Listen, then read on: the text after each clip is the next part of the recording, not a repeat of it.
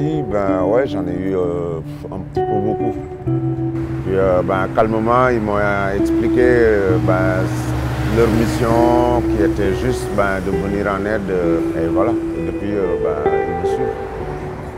Et l'équipe dédiée, c'est une équipe issue de la psychiatrie publique. J'ai vu dans le dossier que l'appartement était très encombré. Du coup, il faut qu'on puisse voir si on peut y avoir accès.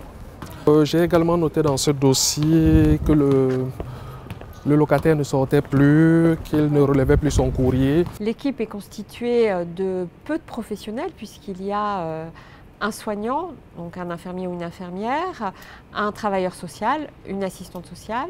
Le deuxième volet, c'est tout ce qui est formation, partage d'expérience avec les professionnels des bailleurs sociaux. À l'époque, quand on voyait des personnes en difficulté, qui étaient agressives, tout ça, on ne savait pas. On pensait qu'ils se sont levés avec le mauvais pied le matin, tout ça. On s'est rendu compte qu'il manquait un maillon essentiel qui était d'aller vers nos locataires. Ce projet d'équipe dédiée à la psychiatrie est très important pour Paris parce que c'est vraiment une première du genre qui doit permettre le fait de sortir de l'isolement les personnes en souffrance psychique dans les logements sociaux. Grâce à ces outils et cette sensibilisation qu'on a reçue par l'équipe dédiée, on arrive à repérer les personnes qui sont vulnérables, qui sont malades. Les objectifs peuvent se résumer en trois. Un, c'est à partir de signalements qui rencontrent le plus souvent d'une souffrance psychosociale, c'est d'amener ces locataires à un accès aux soins, d'apporter un appui, un accompagnement à la fois médical, psychologique et social.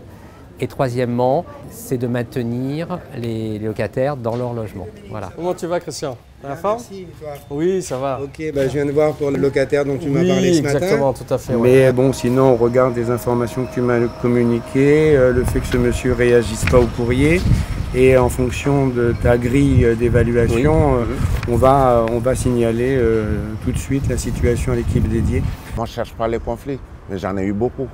Plus on va être en amont de situations de crise, on va être plus efficace dans l'intervention, qu'elle soit à la fois sociale, psychosociale, psychologique ou psychiatrique ou médicale, afin de prévenir les situations qui se dégradent. J'ai beaucoup écouté leurs conseils aussi pour gérer mieux ces conflits-là. Alors, c'est une dame qui est très angoissée, Oui. mais le contact est plutôt facile. D'accord. Bonjour Sarah. Ça va et vous? Ça va? Oui, ça va. Bon, elle nous attend. Oui, on est déjà allés ensemble, donc déjà ça va permettre de faire du lien. Elle sera, voilà, ça Me présenter simplement. Voilà, mais le contact est facile, hein, Florence. D'accord. Comment ça va en ce moment?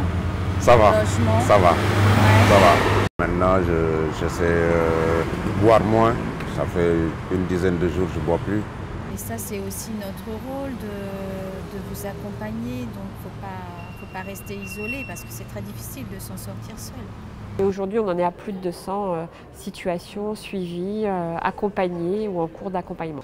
Nous avons donc décidé de renouveler ce partenariat et de l'étendre même. En tout cas, l'AORIF fera tout pour promouvoir ce dispositif.